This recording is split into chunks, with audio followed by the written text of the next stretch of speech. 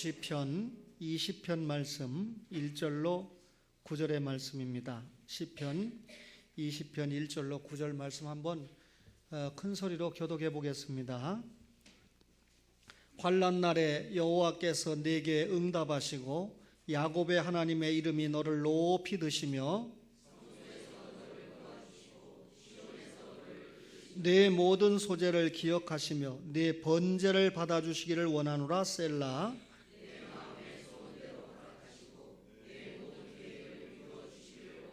우리가 너의 승리로 말미암아 개가를 부르며 우리 하나님의 이름으로 우리의 깃발을 세우리니 여호와께서 내 모든 기도를 이루어 주시기를 원하노라.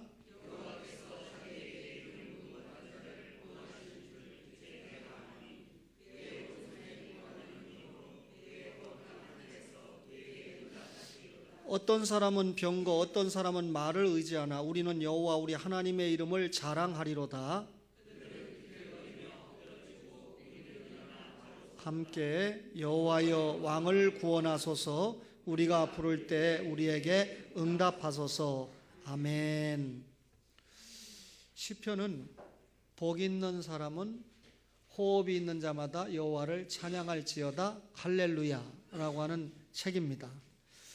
시편을 여러분과 제가 읽다 보면 하나님을 만나고 또 하나님께 아뢰고 또 하나님을 찬양하고 하나님을 의지하고 또 하나님을 통해서 마음껏 즐거워하는 등등의 노래가 시편입니다. 시편을 한마디로 말하면 언약적 기도서 혹은 언약적 찬양서 이렇게 말할 수 있는데, 여러분이 시편은 전부 5권으로 되어 있지 않습니까? 1권은 인간의 복된 상태와 타락 그리고 회복을 말한 창세기의 내용과 같습니다. 2권은 이스라엘의 실패와 구원자의 출현이라는 출애굽기의 내용과 같습니다. 3권은 제사적 내용을 담은 레위기와 내용이 같습니다. 4권은 그 땅, 약속의 땅을 기업으로 받은 민수기의 내용과 같습니다. 시편 5권은 하나님의 말씀을 주제로 하는 신명기의 내용과 같습니다. 그렇다면 모세 오경의 이 순서에 맞추어서 시편이 기록됐고, 마태복음에 나타나는 예수님의 5편의 설교도 모세 오경에 맞추어서 설교를 하셨다라고 하는 것을 알 수가 있습니다. 무슨 말입니까? 언약적 기도서요, 언약적 찬양서다, 그 말입니다. 그런데 오늘 여러분과 저가 시편 20편 전부 하면 1절에서 9절인데 교독을 했습니다만, 시편 20편은 한마디로 말씀드리면 예배 찬양가입니다. 제목에 뭐라고 되어 있습니까? 다윗의 시, 인도자를 따라 부르는 노래 그랬는데, 시편은 모두 150편으로 되어 있는 성경인데 절반에 가까운 73편을 다윗이 기록을 했습니다. 다윗은 이 왕이면서도 얼마나 대단한 목자고 특별히 시인인가 하는 것을 우리가 알 수가 있는데, 여기 인도자를 따라 부르는 노래 그랬는데, 인도자는 아마 오늘날의 찬양대의 지휘자와 같은 그런 사람이라고 이해할 수 있습니다. 오늘 시편 20편뿐만 아니라 시편 전체는 예배를 위한 찬양인데, 사람이 부르지만 누가 그 찬양을 받고 싶어 합니까? 하나님께서 받고 싶어 하는 찬양을 불러 모은 노래가 시편 전체입니다. 여러분, 시편 40편 3절을 잠깐 보시면 이렇게 기록을 하고 있습니다. 새 노래 곧 우리 하나님께 올릴 찬송을 내 입에 두셨으니 많은 사람이 보고 두려워하여 여호와를 의지하리로다. 새 노래가 뭡니까? 하나님께 올릴 찬송인데 그 찬송을 내 입에 두셨다. 그러면 하나님께서 받으실 찬송을 부르는 자의 입에 주셨다라고 하는 말은 시편 전체는 하나님의 말씀이죠. 하나님께서 받기 원하시는 찬양을 모아놓은 책이 시편이다, 그 말입니다. 따라서 시편의 찬양은 하나님의 호흡이고 하나님께서 직접 만드신 찬양입니다. 이런 그 말씀에 착안을 해서 어떤 교회를 가보면 찬송가 부르지 않고요, 복음성가 부르지 않고 오직 시편 찬양만 부르는 교회가 있습니다. 여러분, 저는 그 시편 찬양만 부르는 목사님이나 교회를 부정하거나 또 비판하고 싶지 않습니다. 인정을 하지만, 그렇지만 여러분, 하나님의 은혜에 감격하고 감동하는 삶을 살면서 우리가 하나님 앞에 드리고 싶은 찬양도 있습니다. 그렇죠? 따라서 우리가 하나님 앞에 부르고 싶은 이 찬양이 오늘날의 찬송가나 복음성가에 다수 실려 있지 않습니까? 또 오늘날은 복음성가를 부르면서도 시편을 곡으로 해서 부르는 찬양도 많지 않습니까? 여러분, 중요한 것은 이 설교하는 시간에 설교자나 찬양을 부르는 시간에 찬양의 인도자가 하나님보다 더 앞서면 안 된다는 거죠. 우리 교회는 그렇게 하지 않습니다만, 여러분, 어떤 교회가 오면 이 화면에 설교자의 얼굴이 크게 뜹니다. 설교를 집중할 때 이 설교자의 얼굴을 보면서 하나님보다 설교자가 높아지는 경우가 왕왕 있습니다. 또 찬양 인도를 할 때 찬양 인도자가 화면에 높이 떠서 성도들이 하나님 앞에 찬양하는 데 집중하지 못하고 찬양하는 사람들의 얼굴을 보면서 하나님보다 본의 아니게 찬양 인도자를 중시하거나 높이는 경우를 보게 됩니다. 여러분, 분명한 것은 우리가 하나님 앞에 찬양을 드린다라고 하는 것은 성도들이 능동적으로 예배에 동참하는 겁니다. 지금 제가 하나님의 말씀을 여러분에게 설교로 전할 때 여러분은 설교를 들으면서 수동적인 예배를 드리고 있죠. 그러나 여러분이 적극적으로 찬양에 동참하면서 예배를 드린다고 하는 것은 어떤 면에서 능동적인 예배가 되는 것인데, 찬양을 인도하는 자가 찬양곡을 선정을 할 때 정말 계층이 다르고 연령대가 다르지 않습니까? 따라서 모든 성도들이 누구나 함께 부를 수 있는 찬양의 곡을 선정한다는 것이 너무너무나 중요합니다. 어떤 교회는 청년들이 찬양을 인도하다 보니까 자기들 중심의 찬양곡을 들고 나와서 여기에 제 설교를 듣는 분들 가운데 용서하세요, 이미자나 나훈아 노래는 잘 이해를 하면서도 요즘 젊은 이 청년들이 나와서 이 노래를 부르는 것은 전혀 이해를 못하는 그런 경우가 많이 있지 않습니까? 교회 안에도 같은 현상입니다. 따라서 찬양을 인도하는 분들이 찬양곡을 선정하는데 참 조심스러운데, 우리 청년들은 그래도 어른들을 상당히 배려해가면서 찬양곡을 선정하고 있다, 이렇게 제가 보고 싶습니다. 찬양을 부를 때 하나님 앞에 뜨거운 감사와 어떤 때는 뜨거운 회개가 동반이 되는데, 너무너무나 인위적으로 감정적으로 찬양을 부르는 것은 하나님 앞에 그다지 좋은 일이 아니라고 생각합니다. 여러분, 이 한국교회가 교회개혁 500주년을 함께 맞이했는데, 이 교회의 개혁은 예배의 개혁으로 나타나야 됩니다. 예배의 개혁은 예배의 본질로 돌아가는 거죠. 예배의 본질로 돌아가는 것은 찬양의 본질을 찾는 것도 중요하고 또 기도하는 것도 대단히 중요합니다. 물론 말씀의 회복이 더더욱 중요하죠. 여러분, 이렇게 시편 20편은 한 곡의 예배 찬양가다, 이렇게 말씀을 드릴 수 있는데, 예배라고 하는 게 뭡니까? 구약 성경에 원어적으로 보면 엎드린다 라고 하는 뜻이 있고, 신약적인 이 성경에서는 섬긴다 혹은 공동의 봉사다 라고 하는 의미를 가지고 있습니다. 이런 의미에서 예배를 한마디로 정의를 하면요, 지존무상하신 살아계신 하나님 앞에 무릎 꿇고 엎드려서 그분의 존재와 그분의 성품과 그분의 사역의 영광과 감사와 찬송을 돌려드리는 그런 이 행위가 예배다, 이렇게 정의를 할 수 있습니다.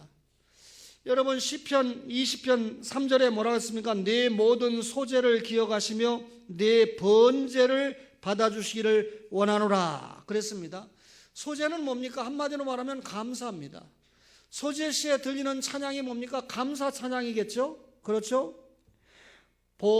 보배로운 피를 흘려 영영 죽을 죄에서 구속함을 받은 우리 어찌 찬양 안 할까?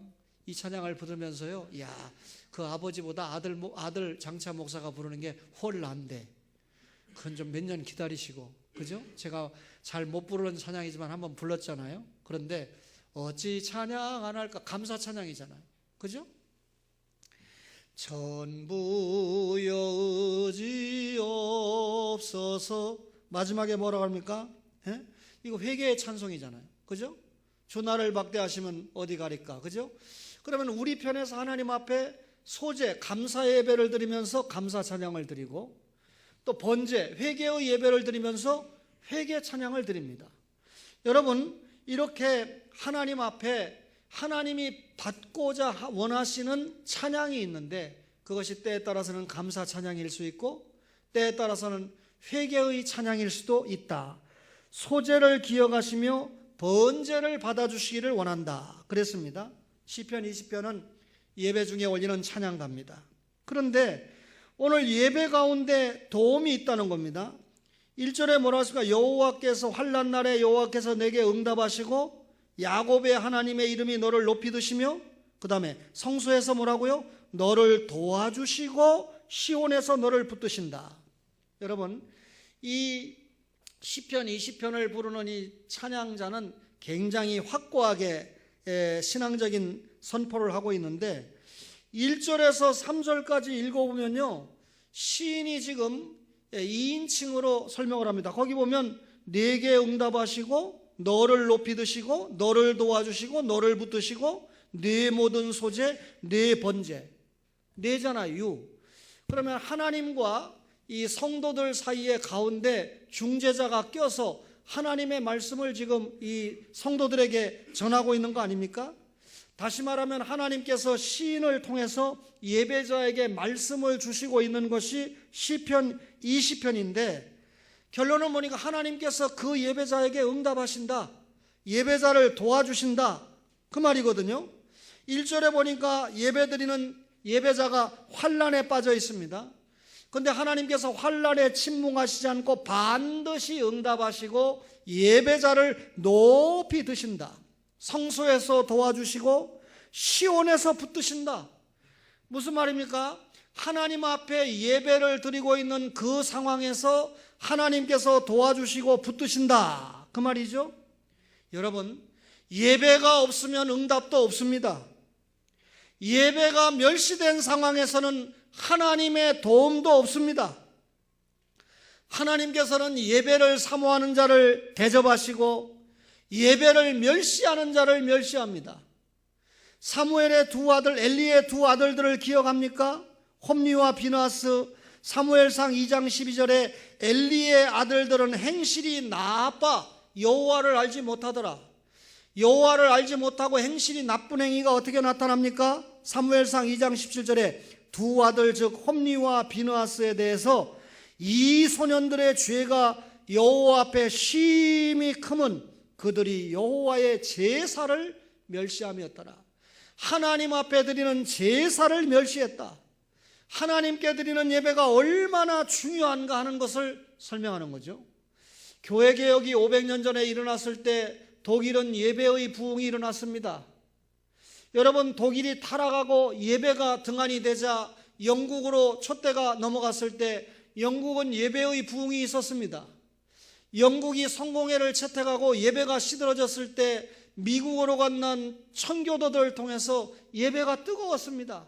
저들은 여러분 집을 먼저 짓지 않고 학교를 먼저 짓지 않고 이주에서 가장 먼저 지은 것이 하나님 앞에 예배드리기 위해서 교회를 먼저 짓는 그런 삶을 살았습니다.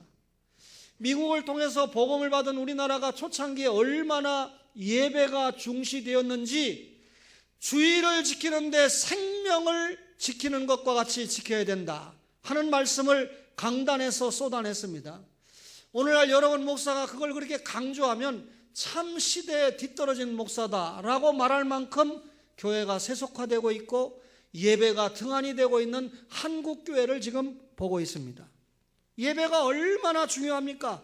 하나님의 응답과 하나님의 도움이 예배를 통해서, 소제, 감사의 예배를 통해서, 번제, 회개의 예배를 통해서 하나님이 도와주신다.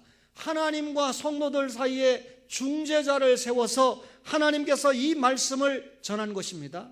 말씀을 다 전한 다음에 3절에 보니까 셀라 그랬는데, 셀라는 묵상을 요구하는 것입니다. 하나님의 말씀이 선포됐습니다.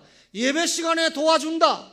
예배 시간에 함께한다. 말씀이 떨어진 다음에 이 말씀을 한번 묵상해 봐라 하는 것이 셀라지요. 여러분, 예배 중에 하나님께서 도와주십니다. 우리의 하나님의 도움이 멀리 있는 것이 아니라 여러분과 저가 예배 드릴 때, 예배적인 삶을 살고 있을 때 하나님께서 도와주시죠. 이 예배 중에 하나님을 만나고 있는 줄 믿습니다. 예배 중에 그 주님께서 저와 여러분을 도와주시고 계시는 것을 확신합니다. 여러분, 이 시간에 예배 드리면서 하나님이 나를 도와주신다라고 하는 확신이 없이 예배를 드리는 분이 있습니까? 이 공적인 예배를 통해서 우리가 은혜를 체험하죠. 은혜가 언제 오죠? 하나님의 말씀을 듣고 깨달을 때 은혜가 오지 않습니까?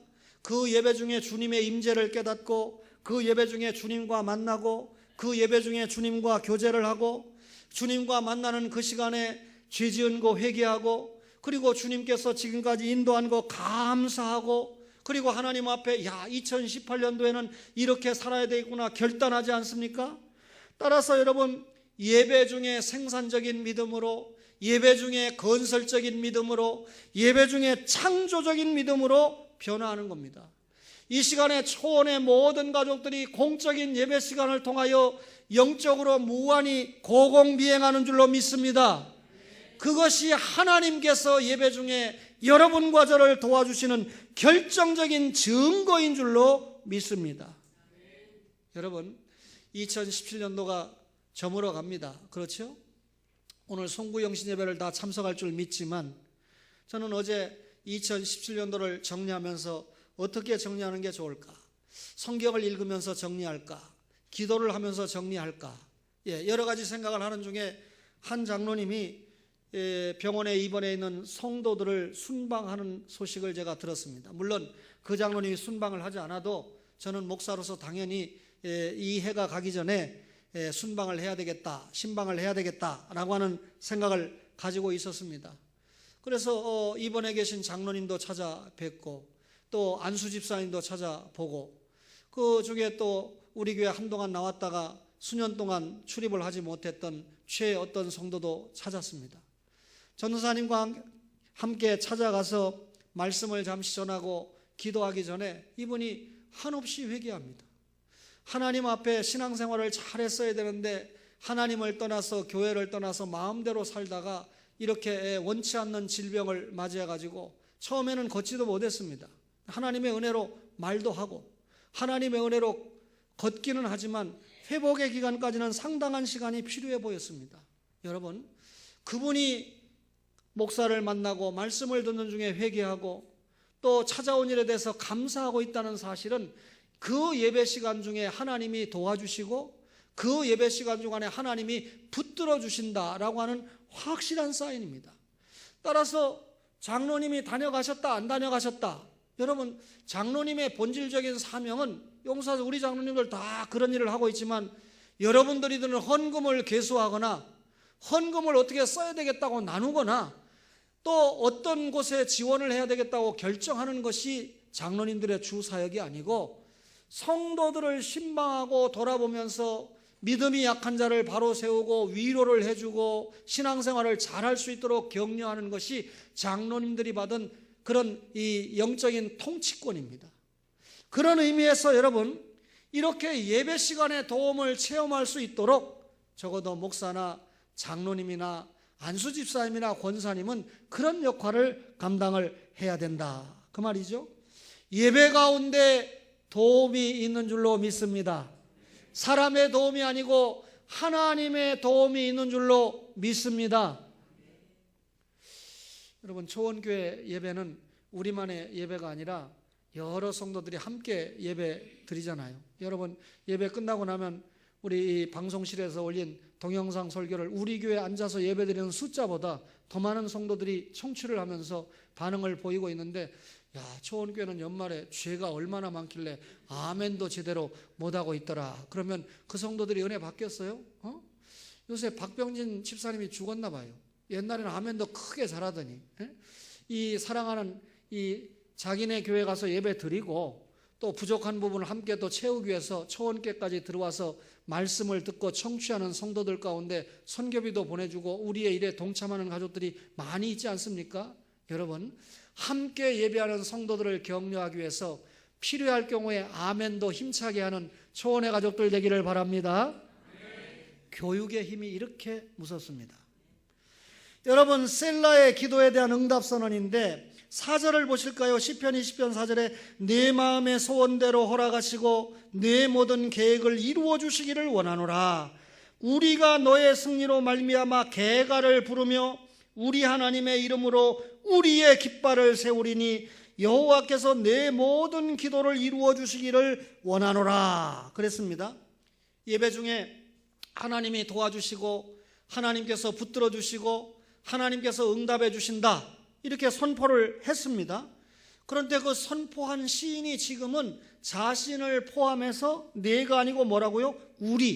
우리로 바뀝니다. 하나님의 호흡을 전달한 후에 여러분 우리로 지금 이 시인이 바꾸면서 예배드리는 사람들의 모든 성도들의 승리를 기원하고 있습니다. 여러분, 시인은 자기 혼자가 아닙니다. 지금 하나님 앞에 예배를 드리는 찬양대원들, 하나님 앞에 예배를 드리는 제사장들이 모두 다 하나님 앞에 너의 모든 소원을 하나님께서 채우신다. 다시 말하면 예배 중에 하나님이 응답 주고 예배 중에 만나주고 도움을 주십니다.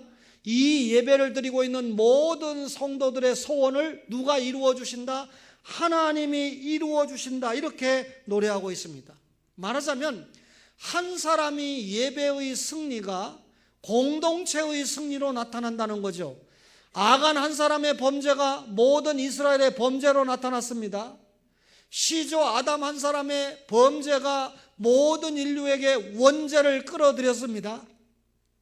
한 사람의 승리가 공동체의 승리, 공동체의 영광으로 이어진다. 여러분, 1960년대 파독 광부, 파독 간호사 기억하십니까? 참 눈물의 현장이죠. 그 뒤에 차범근 집사가 이 분데스리가에 파송을 받아가지고 94골인가를 넣었는데 그때 차범근 씨 때문에 얼마나 서독에 가 있는 광부나 간호사들이 힘을 얻었던 건 말할 것도 없고 고국에 있는 우리들도 여러분 얼마나 힘을 얻었습니까? 근데 요즘 대학생들은 차범근 누군지 잘 모르거든요. 차두리는 알아도 갱신이 알아도 외대에서 강의하니까 차범근? 둘이 아빠야? 그 정도입니다. 무슨 일을 했는지 몰라요. 제가 이런 이야기를 하면서 차범근 씨가 국가의 외교관보다 대통령보다 큰 역할을 감당한 것을 설명을 했는데 그 이후에 한 2주쯤 뒤에 이분이 무슨 채용 무슨 훈자인가 뭔가 대상자로서 뽑혔어요.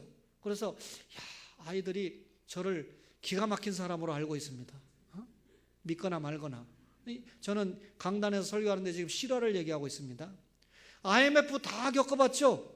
여러분, 며칠 전에 제가 아는 사람이 자기는 대우 뭡니까? 뭐 알페온인가 그 차를 타고 다니는데 자기 부인을 지금 벤츠를 사주려고 그러는데 목사님 혹시 외제차 파는 사람 아는 사람 있습니까? 그래서 저는 아는 사람이 없는데 제 아들하고 제일 친한 친구가 외제차 파는 친구라서 소개를 해줬어요. 근데 제가 마음에 지는 알페온 타고 다니는데 부인은 7천 몇백만 원짜리 벤츠를 견적을 뽑아서 사주려고 하는데 보니까 이 친구가 97년도에 IMF 왔는데 저 동춘교회 옆에 건물 2개를 샀대요. 그때. 그래가지고 지금 얼마나 부자가 됐는지 몰라요. 제가 이 친구를 지금 전도하려고 자주 만나고 있는데 돈을 벌어서 좀 하나님 앞에 멋지게 쓸 수 있는 영혼이 되면 얼마나 좋을까. 부인을 만족시켜주고 가는 것으로는 참 인생이 좀 그렇잖아요. 하나님이 돈을 주시고 하나님이 뭐 권세를 주시고 하나님이 무엇을 주셨을 때 내 가족, 내 가정을 위해서 이렇게 하다 가는 건 하나님 앞에 좀 그렇지 않습니까?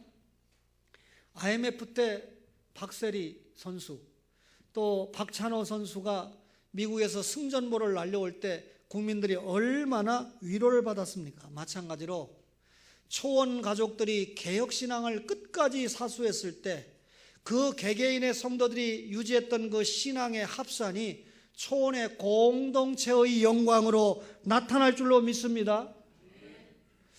우리 교회 한 집사가 고려신학대학원에 합격했는데 아직 학교 입학도 안 했는데 설립자인 한상동 목사님의 옥중기를 16페이지를 메일로 보내주놓고는 소감문을 의무적으로 내라.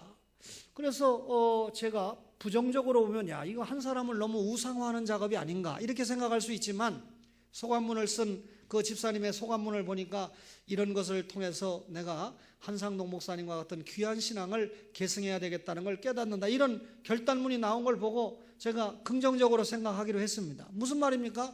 우리 학교는 이렇게 신사참배를 반대하고 옥살이를 했던 신앙의 선배들을 통해서 세운 학교다.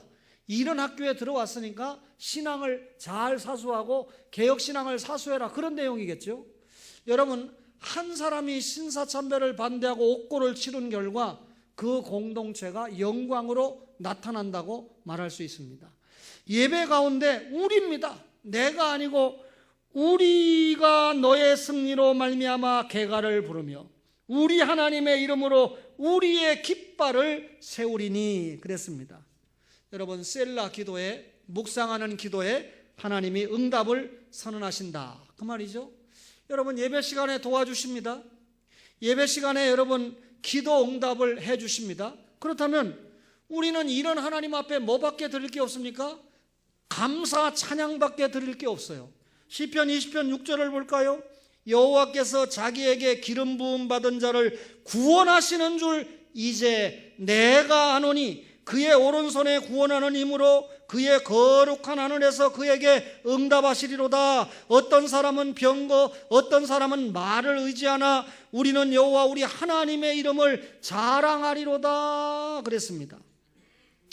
다윗은 하나님 앞에 왕으로 기름 부음 받은 자 아닙니까? 여러분, 하나님께서 자신에게 왕으로 기름 부어준 결과 이스라엘의 왕으로서 막강한 힘을 가지게 됩니다. 여러분, 하나님께서 자신을 왕으로 기름 부어주시고 구원해 주신 것처럼 예수 그리스도 하나님 앞에 기름 부음 받은 자 아닙니까? 예수 그리스도께서 모든 성도들을 죄와 사망의 그늘에서 여러분 어떻게 했습니까? 중생시키고, 첫째 부활이죠.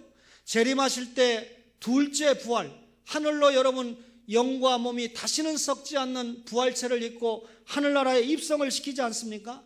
마찬가지로 하나님의 구원의 힘이 모든 성도들에게 미쳐서 여러분 우리가 영원한 구원에 동참을 하게 될 것입니다. 이런 하나님의 대해서, 이런 하나님 왕에 대해서 찬양하는 것이 시편 20절 6절로 9절의 말씀입니다.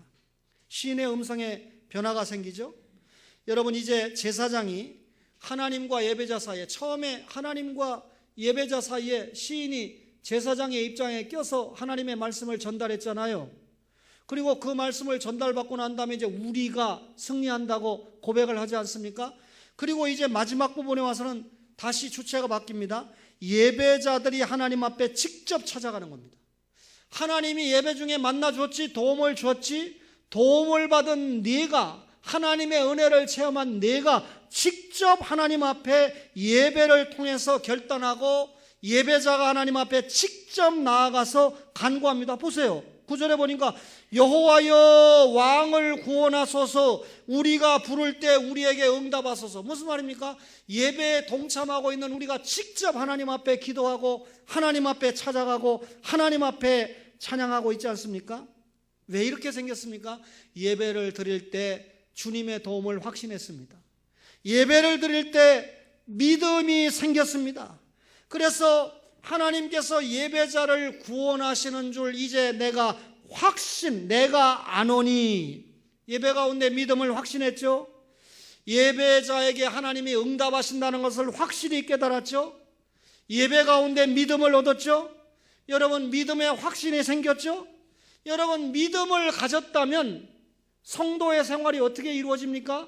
예배자의 생활이 승리로 나타난다. 믿음 있는 사람이 여러분 승리하는 생활을 하지, 믿음이 없는 사람은 예수를 믿는다고 하면서도 넘어지는 생활을 합니다. 예배 중에 믿음의 확신을 가진 사람은 병거나 사람이나 말을 의지하지 않고 하나님을 의지하게 되어 있습니다. 믿음이 없는 예배자는 세상 사람들과 같이 병거와 말을 의지하게 되어 있습니다. 여러분, 병거와 말을 의지하면 일시적으로는 강하고 승리하는 것처럼 보이지만 결과적으로 비틀거리고 엎드러지게 되어 있습니다. 짧은 우리나라의 역사에 장로 대통령을 적어도 3분이나 배출을 해주셨습니다. 저분들의 다 장단점과 공헌한 것과 흠이 있지만 여러분, 그중에 이승만 대통령은 참 공이 많은 분이죠.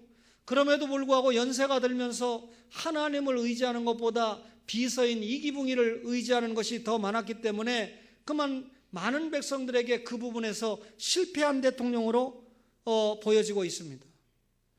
여러분, 우리 김영삼 대통령 장로님도 여러분, 하나님을 의지하는 것보다 사람, 아들을 의지하고 측근의 사람들을 의지하는 것이 농후하게 나타났습니다. 그분이 대통령 할 때 주일날 선보는거 생겼어요. 그분이 대통령 할 때 청와대 청부례가 생겼어요. 어쨌든지 간에 여러분, 이명박 대통령 요즘 여러분 뉴스에서 자주 보고 있습니다만 대통령이 되기 전에는 다 하나님을 의지하고 교회 와서 주차 관리를 하고 이런 어떤 입소문 때문에 참 좋은 장로님으로 알았는데 지금 뭐 그분을 참 대통령으로는 뭐 잘했는지 못했는지 여러분이 알아서 평가할 일이지만 장로님으로서 좋은 장로님이었다고 평가하는 사람은 거의 제가 볼 때 없는 것 같습니다. 여러분, 교훈으로 깨달아야 됩니다. 이런 장로 대통령들이 물론 잘한 거 있습니다. 이 시간에 제가 그걸 얘기하려고 하는 게 아니죠. 이분들이 여러분 장로님으로서 대통령이 됐을 때 대통령의 일을 해야 되지만 장로라고 하는 직분의 사상과 생활에 맞게 대통령직을 감당해야 됩니다. 그 말은 하나님을 바라보면서 정치를 했으면 여러분 당시에는 인기가 없을지라도 두고두고 역사에 남는, 하나님이 역사에 두루 기록을 남기는 대통령으로 세웠을 텐데 그렇지 못한 아쉬움이 있어요.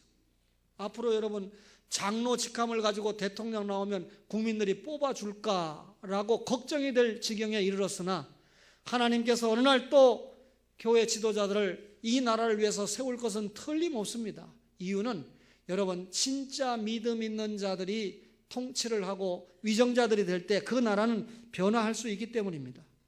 교회와 교회의 지도자들도 마찬가지입니다. 하나님을 의지하는 것이 너무 약화되어 있습니다. 하나님을 의지하고 교회와 지도자들이 하나님을 의지하면 의지할수록 교회의 세속화는 멀어지거나 지연시킬 수가 있습니다. 따라서 오늘 한국교회는 여러분 어떤 경우든지 예배의 회복이 요긴하다. 예배 가운데 믿음을 얻게 하고 예배 가운데 믿음을 확신하고 예배 가운데 확신한 믿음을 통해서 생활에서 승리하기 때문입니다. 다윗은 한때 골리앗과의 싸움에서 너는 칼과 창과 단창으로 내게 나아오거니와 나는 만군의 여호와의 이름 곧 내가 모여가는 이스라엘의 군대의 하나님의 이름으로 내게 나아가노라 그랬습니다. 여러분, 다윗의 이런 결단은 개인의 결단이 아니고 이스라엘의 결단, 이스라엘은 신약의 교회 아닙니까? 교회의 결단이었고 마침내 이 개인의 결단이 공동체의 결단으로 승화가 되어서 이스라엘은 골리앗과의 싸움에서 승리를 했던 것입니다. 여러분, 20장 8절에 시편 20편 8절에 뭐라 그랬습니까?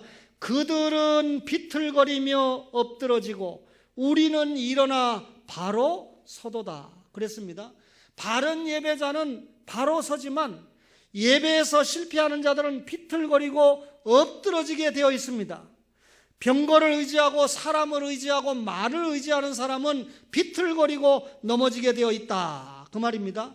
그러면서 이 시편의 20편의 마지막 결론이 뭡니까? 9절을 함께 읽겠습니다. 시작.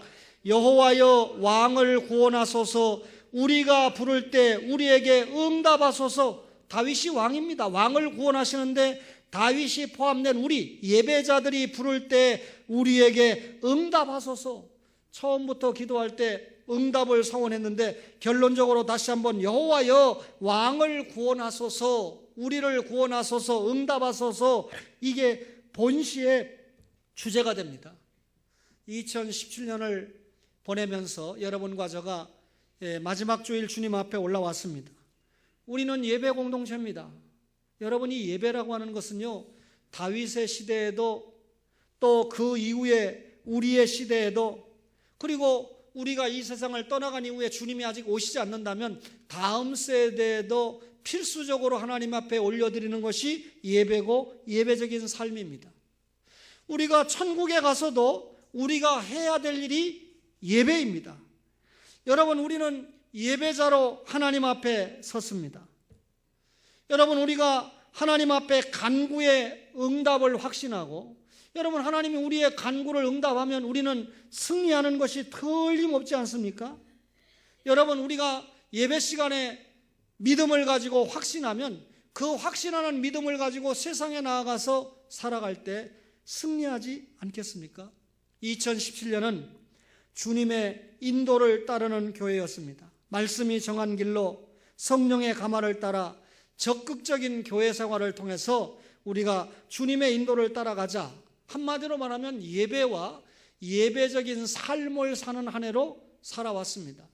이게 2017년으로 끝나는 게 아니고 2018년에도 동일하게 예배와 예배적인 삶의 승리를 기록하는 여러분과 저가 되어야 됩니다. 여러분, 제가 이 지난주간에 전보자관님과 또 함께 하신 분을 통해서 들은 간증을 지난 오후에 잠깐 이야기했지만, 이 지역에서 국회의원을 오래 했던 황우여 장로님의 어머니 유숙화 권사님이 12월 19일 날 월요일 날 밤 10시 15분에 돌아가셨는데, 25분에 돌아가셨는데, 9시 한 55분쯤에 여러분이 잘 아는 길병원의 이길려 이사장이 그 병실을 찾아왔어요. 여러분, 출세해야 됩니다. 그런 돈 많은 이사장이 아무데나 찾아가지 않아요. 그 아들이 그래도 교육부총리도 하고 자기네 병원에 단골이고 그러니까 찾아온 거예요. 찾아왔는데 이 유숙화 권사님이 이사장님 예수님 믿습니까? 그러니까 양심적으로 믿는다고 답을 못한 거죠. 예수 믿어야 됩니다 하고 기도를 하자고 하는데, 이분이 기도하면 보통 한 2, 3분, 길어야 5분이면 끝나지 않습니까? 30분을 기도하더라고요. 돌아가시기 전에 목소리가 쩌렁쩌렁하게 이길려 이사장님 예수 믿게 해달라고 기도 다 하고 돌아가셨다는 거예요. 그게 여러분 황우여 장로님의 유숙화. 그래서 내가 그분 장로님에게 문자를 보내, 당신의 어머니는 참 훌륭하다. 그래서 내가 그 말은 뒤에다 쓸라다 말았는데 녹음은 되겠네요. 당신이 부총리하고 오선 의원 한 것보다도 더 훌륭하다. 삶 자체가, 마감이. 그 말은 무슨 말인가? 당신도 죽을 때 당신 어머니처럼 그렇게 할 수 있나? 그 말이죠. 여러분, 그 유숙화 권사님 아마 천국에 가서 하나님이 순교자 옆자리에 앉아가지고 하나님의 보상을 받을 것이다. 저는 확신합니다. 할렐루야. 제 설교를 들은 여러분들, 죽기 전에 아들 딸 보놓고, 야들아 니들 싸우지 말고 아빠가 남긴 재산 똑같이 잘 깔라 가져라. 그리고 싸우지 말아라. 그렇게 하고 죽으면 무슨 의미가 있습니까? 그죠? 하나님 앞에 신앙의 계승. 그죠? 그러면 모든 게 다 잘 되게 돼 있습니다. 사랑하는 초원의 가족 여러분, 예배 시간에 주님의 도움을 확신하고 그 시간에 믿음을 굳건하게 해서 생활의 현장에서 예배적인 삶으로 승리하는 초원의 모든 가족들 되시기를 주님의 이름으로 간절히 바랍니다.